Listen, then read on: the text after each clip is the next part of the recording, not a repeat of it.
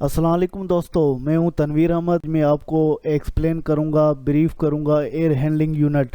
Air handling unit जो HVAC system में use होता है, वो यूज़ होता है सेंटर एयर कंडीशनिंग सिस्टम में। कि मेन पार्ट्स कौन से होते हैं और ये किस तरह काम करता है, ये सारी चीज़ें हम आज इस वीडियो में डिस्कस करेंगे और एक एक चीज़ को मैं आपको एक्सप्लेन करूंगा। इस वजह से इस वीडियो को देखते रहें, मालूमात हासिल करें एयर हैंडलिंग यूनिट जो एचवीएसी सिस्टम में यूज़ होता है।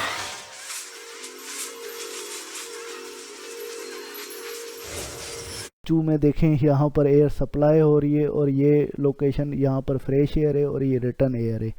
और जो ये पानी यहाँ पर सर्कुलेट जो कॉइल में जा रहा है, ये कूलिंग कॉइल लगा हुआ है। इसमें टेम्परेचर जो पानी का है 6 डिग्री सेल्सियस पंप की मदद से कूलिंग कॉइल के अंदर जा रहा है। 6 डिग्री सेल्सियस एयर रिटर्न हो रही है, उससे टेम्परेचर पानी का राइज हो रहा है और 12 डिग्री सेल्सियस ये रिटर्न हो रहा है। ये डिज़ाइन टेम्परेचर है जिसकी मदद से हमने एचयू डिज़ाइन किया हुआ है या चिलर डिज़ाइन किया हुआ है। जब भी एयर रिटर्न होगी और इसमें से कॉइल से क्रॉस होकर जाएगी तो वो ठंडी होगी, रूम में ठंडी हवा आ जाएगी। अगर यही आपके चिलर रिवर्सिबल टाइप है, फ्लो ऑफ वाटर होता है, वो हॉट वाटर होता है। इस तरह से सर्दियों में जो हवा हमें चाहिए होती है, जो सप्लाई होती है, वो गर्म हवा होती है। ये एक एचयू का इंटरनल स्ट्रक्चर है जहाँ पर सारी चीज़ें नज़र आ रही हैं। तो एचयू में कौन कौन सी मेन चीज़ें होती हैं। एचयू के जो सक्शन साइड है वहाँ से टॉप से फ्रेश एयर आ रही है और लेफ़्ट साइड से ये रिटर्न एयर आ रही है। ये जो बॉक्स है इसको मिक्सिंग बॉक्स कहते हैं। इसमें लूअर भी लगे होते हैं या मोटराइज डैम्पर भी लगे होते हैं। ऊपर टॉप पे भी वीसीडी लगा होता है, वॉल्यूम कंट्रोल डैम्पर या मोटराइज डैम्पर। जो फ्लो ऑफ एयर या सर्कुलेशन ऑफ एयर है उसकी क्वांटिटी फ्लो की मेंटेन करनी है तो वो वीसीडी और या मोटराइज डैम्पर से हम मेंटेन करते हैं। और इसको मिक्सिंग बॉक्स इस वजह से बोलते हैं तो यहाँ रिटर्न एयर और एटमॉस्फेयर आउटसाइड एयर जैसे फ्रेश एयर बोलते हैं, ये दोनों मिक्स होती हैं, इस वजह से इसको मिक्सिंग बॉक्स कहा जाता है। और मिक्सिंग बॉक्स से आगे आते हैं तो ये फ़िल्टर बॉक्स कहलाता है। ये फ़िल्टर सेक्शन है, यहाँ पर मुख्तलिफ़ टाइप के फ़िल्टर लगते हैं एज पर डिज़ाइन रिक्वायरमेंट। जो फ़िल्टर डिज़ाइन में होता है वही लगा होता है। यहाँ पर हीपा फ़िल्टर भी लगते हैं, बेग फ़िल्टर भी लगते हैं, एल्यूमिनियम फ़िल्टर भी लगते हैं, इलेक्ट्रॉनिक फ़िल्टर भी लगते हैं। बहरहाल जो डिज़ाइन रिक्वायरमेंट होगी उस हिसाब से इस लोकेशन पे फ़िल्टर सेक्शन पे वो फ़िल्टर लगा होता है। फ़िल्टर सेक्शन से आगे आते हैं, यहाँ पर डीएक्स कॉइल भी लगता है, हीटिंग कॉइल भी लगता है और कूलिंग कॉइल भी लगता है। आप जो एचयू लगा रहे हैं वो रिक्वायरमेंट के हिसाब से आप इसमें कंडेंसर यूनिट कनेक्ट करेंगे तो फिर आपको डीएक्स कॉइल लगाना है। अगर सिर्फ आपको कूलिंग कॉइल, अगर सिस्टम आपका सिर्फ कूलिंग मोड डाला है तो फिर कूलिंग कॉइल लगाना है। अगर सिस्टम आपका रिवर्सेबल है तो कॉइल लगाएंगे, वो हीटिंग और कूलिंग दोनों को मेंटेन करेगा। अगर आपके पास बॉयलर भी है या हॉट वाटर सोर्स भी है और चिलर कूलिंग मोड का अलग है तो यहाँ पर 2 कॉइल लगेंगे, हीटिंग और कूलिंग कॉइल दोनों कॉइल लगेंगे। उसके बाद आते हैं कॉइल के बाद एक यहाँ पर एक और सेक्शन होता है जो यहाँ पर सेक्शन मेंशन नहीं है। बहरहाल काफ़ी यूनिटों में होता है जहाँ पर ह्यूमिडिटी की रिक्वायरमेंट होती है। ह्यूमिडिटी बेसिकली ज़्यादा रिक्वायरमेंट फार्माटिकल इंडस्ट्रियों में होती हैं और कन्फेक्शनरी इंडस्ट्रियों में होती हैं, टेक्सटाइल इंडस्ट्रियों में होती है। वहाँ ह्यूमिडिटी ज़्यादा मेंटेन करनी होती है क्योंकि जो प्रोडक्ट होती है अगर ह्यूमिडिटी मेंटेन नहीं करते हैं और प्रोडक्ट वो ख़राब हो जाती है। इस वजह से में ह्यूमिडिटी वाले यूनिट लगते हैं, वहाँ पर ह्यूमिडिटी हमें मेंटेन करनी होती है। फार्माटिकल में इस वजह से अगर ह्यूमिडिटी मेंटेन नहीं करते हैं तो वो टेबलेट्स होती हैं वो आपस में जम जाती हैं। कन्फेक्शनरी फैक्ट्री में ह्यूमिडिटी मेंटेन नहीं करते हैं तो फिर वो टाफ़ियाँ जो हो तो वो आपस में जम जाती हैं, इस तरह से प्रोडक्ट वो ख़राब होती है। वहाँ पर ये ज़्यादातर ह्यूमिडिटी मेंटेन वाले यूनिट यूज़ होते हैं। या लेबॉर्ट्रीज वगैरह में भी ये ह्यूमिडिफायर जो एचयू यूनिफायर लगते हैं। ह्यूमिडिफायर के अलावा ये आगे सेक्शन जो है फ़ैन वाला सेक्शन है, इसमें फ़ैन और मोटर लगा होता है। सप्लाई एयर वो इस फ़ैन की मदद से चाहिए होती है। फ़ैन के भी मुख्तलिफ़ टाइप होते हैं, DWDI, double with double inlet भी होता है, सिंगल विथ सिंगल इनलेट भी होता है। डिपेंड करता है तो आपका कितना स्टैटिक प्रेशर आपको चाहिए, ज़्यादा वाला चाहिए तो DWDI लगेगा। अगर आपका स्टैटिक प्रेशर कम है तो SWSI फैन लगता है। और ये सप्लाई एयर जो डक्ट के मदद से फ्रीजेंट स्पेस में जहाँ आपको कूलिंग या हीटिंग करनी है वो एयर सप्लाई हो जाती है। और इसकी जो बॉडी होती है उसको हम केसिंग बोलते हैं। ये केसिंग इंसुलेटेड केसिंग होती है और इसके आगे और पीछे शीट होती है, बीच में इंसुलेशन होती है। तो ये केसिंग इंसुलेटेड केसिंग कहलाती है। एयर हैंडलिंग यूनिट का ये एक फ्लो डायग्राम है जिसमें चिल वाटर का फ्लो दिखाया गया है, जो चिल वाटर पाइपिंग के ज़रिए एचयू की कनेक्शन हो रहे हैं। इसकी मैं कुछ चीज़ें आपको एक्सप्लेन करूँगा। जैसे ये एचयू मेंशन है, इसमें चिल वाटर इनलेट हो रहा है, चिल वाटर इनलेट पाइप की मदद से हो रहा है। इस आइसोलेशन वाल लगे हुए हैं, ये गेट वाल है, और गेट वाल के बाद ये थर्मोस्टेट लगा हुआ है, जो इनलेट टेम्परेचर हम इससे थर्मोस्टेट से चेक कर सकते हैं फिज़िकली। उसके बाद ये स्टेनर लगा हुआ है, जो चिल वाटर इनलेट एचयू में हो रहा है, तो पानी जो चिल वाटर है वो स्टेनर से साफ़ होकर फिर जाए। जैसे पानी में अगर कोई गंद कचरा है तो वो यहाँ पर रुक जाए। मेंटेनेंस वाले इनको साफ़ करते हैं, स्टेनर को खोल के कंटिन्यूसली चिल वाटर सर्कुलेट होता रहता है, तो स्टेनर आस्ते आस्ते चौक हो जाता है। और इसका ये वाल लगा हुआ है, प्रेशर, पानी का प्रेशर कितना ऐसे चेक कर सकते हैं। प्रेशर गेज लगाने का मकसद ये था, एक तो पानी का प्रेशर चेक करते हैं और रीडिंग नोट करते हैं। अगर स्टेनर चौक हो जाते हैं तो ये pressure gradually delta P increase हो जाता है, और इससे पता चलता है तो स्टेनर हमें चौक हो गए, फिर इसको साफ़ करना होता है। हीटिंग कॉइल या कूलिंग कॉइल है ये, इसकी ये इनलेट की लाइन है और यहाँ से आउटलेट हो रही है। आउटलेट में ये जो नज़र आ रहा है ये एयर वेंट है। अक्सरली मोस्टली ये चिल वाटर एचयू का कॉइल है, उसमें ये एयर वेंट बिल्ट इन होती है, लगी हुई होती है। अगर नहीं हो तो आपको चिल वाटर लाइन में इसको लगाना चाहिए। और चिल वाटर की आउटलेट में ये मोटराइज वाल लगा हुआ है, 2 वे वाल मोटराइज वाल लगाया जाता है।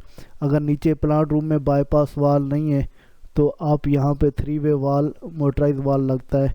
जैसे चिल वाटर टेम्परेचर पूरा हो गया तो ये पानी यहाँ से ही बाईपास हो, तो ये मोटराइज वाल है। उसके बाद ये प्रेशर गेज है और उसके आइसोलेशन वाल है बंद या खोलने के लिए। और ये बैलेंसिंग वाल है, जो हमारा फ़्लो अगर ज़्यादा यहाँ से फ़्लो हो रहा है तो इसको बैलेंस किया जाता है आफ्टर इंस्टॉलेशन। जैसे इंस्टॉलेशन के बाद वाटर की बैलेंसिंग होती है, इस बैलेंसिंग वाल से बैलेंस किया जाता है, तो उस हिसाब से वाल को खोला या बंद किया जाता है।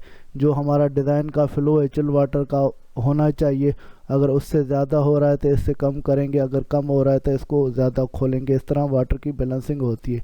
और इसका बैलेंसिंग का इंस्ट्रूमेंट होता है जो इसके साथ कनेक्ट होकर वाटर बैलेंस किया जाता है, फिर वो परमानेंट उस पर सेट हुआ होता है। और ये आउटलेट का टेम्परेचर गेज लगा हुआ है, यहाँ से हम टेम्परेचर उसका सेंस कर सकते हैं। और आउटलेट टेम्परेचर ये एचयू में जो चिल वाटर जा रहा है उसका आउटलेट टेम्परेचर कितना है। आउटलेट टेम्परेचर के बाद ये आइसोलेशन वाल है, और उसके बाद एचयू के नीचे ये कंडेंसेशन ड्रेन पान लगा हुआ है। जो कंडेंसेशन होती है इसमें पानी आ जाता है, कॉइल की कंडेंसेशन, फिर ये ट्रैप होकर ड्रेन की लाइन जा रही है। अगर ट्रैप कहीं पे चौक हो जाता है, गंद कचरा इसमें आ जाता है, एक इसमें क्लीन आउट प्लग लगाते हैं, जैसे इसकी मेंटेनेंस पॉइंट अब इसको साफ़ करें, गंद कचरे को जो इसमें फंसा हुआ है उसको निकाल सकें। ये एक और डायग्राम है जिसे हम constant volume air handling unit बोलते हैं। ये एयर हैंडलिंग यूनिट है, इसमें फ़्लो ऑफ एयर जो है वो कांस्टेंट होगी। जो सप्लाई ऑफ एयर किसी रूम में सप्लाई हो रही है तो वो कांस्टेंट होगी, वो वेरी नहीं होगी। एक आगे दूसरा डायग्राम और बताऊंगा, उसमें सप्लाई ऑफ एयर जो एचयू से वो वेरी होती है। तो ये डायग्राम मोस्टली बीएमएस की ड्राइंगों में इस तरह के डायग्राम शो हुए होते हैं, जिसमें हमें बताया जाता है तो टेम्परेचर गेज कहाँ लगेगा, फायर स्टेट कहाँ पर कनेक्ट होगी। ये सप्लाई एयर में दिखाया गया, ये डैम्पर लग रहा है। एचयू के फैन में ये प्रेशर डिफरेंस स्विच लगा हुआ है। इनलेट और आउटलेट एयर में यहाँ पे 2 नोब लगती हैं और डीपी स्विच लगता है। स्विच कनेक्ट है रूम के साथ। जो सप्लाई एयर इस डक्ट के ज़रिए हो रही है, इसमें डैम्पर है, ये डैम्पर लगा हुआ है, और ये टेम्परेचर सेंसर लगा हुआ है, और ये फायर स्टेट लगी हुई है। ये सारे रूम के टेम्परेचर से इंटरलिंक के कनेक्ट है। तो यहाँ से रूम के टेम्परेचर देखकर जो सप्लाई हो रहा है टेम्परेचर एयर का वो कितना है, फायर स्टेट अगर कहीं आग लगी हुई है तो इसमें से वो पता चल जाएगा, यूनिट को ट्रिप करवा देगा। टेम्परेचर सेंस करके अगर टेम्परेचर मीट हो गया है तो ये यूनिट बंद करवा सकता है। और ये कंट्रोलर है, ये कंट्रोलर आपस में ये सारी चीज़ें कंट्रोलर के साथ इंटरलिंक होती है। और ये जैसे रूम में सप्लाई एयर हो रही है और सप्लाई जैसे दीवार से डक्ट क्रॉस होगी तो उसमें फायर डैम्पर लगता है, और रूम में ये एयर जा रही है और रूम से एयर वापस आ रही है। अगर डक्ट फिर दीवार से क्रॉस होगी तो फायर डैम्पर लगेगा। ये डक्ट में ये टेम्परेचर सेंसर लगा हुआ है, रिटर्न एयर का टेम्परेचर क्या है। स्मोक डिटेक्टर लगा हुआ है, अगर कहीं आग लगी हुई है रूम में या स्मोक आ रही है तो यहाँ से हम मालूम हो सकता है, फिर यूनिट ऑटोमेटिक ऑफ हो जाते हैं, बंद हो जाते हैं। ये देखें सारे smoke detector, temperature sensor, temperature sensor, fire स्टेग, pressure difference switch, ये सारे ये इंटरलिंक आपस में और कंट्रोलर में मिल रहे हैं। और इसके अलावा ये मोटर भी कंट्रोलर में मिल रहा है और ये टू वे वाल्व जो है चिल वाटर का वो भी कंट्रोलर में मिल रहा है। ये सारी कनेक्शन फिर BMS में जाती है, कंप्यूटर में जाती है, वहाँ पर सारी हमें इंफॉर्मेशन मिलती है, क्या स्टेट है, क्या पोजीशन है, सब कुछ इंफॉर्मेशन जो BMS से कनेक्ट है वो सारी चीज़ें हमें मालूम हो जाती है। ये रिटर्न की एयर की डक्ट है, रिटर्न एयर की डक्ट वापस आ रही है प्राइमरी फिल्टर के बाद। ये हीटिंग कूलिंग कॉयल है, टू वे मोटराइज वाल्व लगा हुआ है वो कनेक्ट है।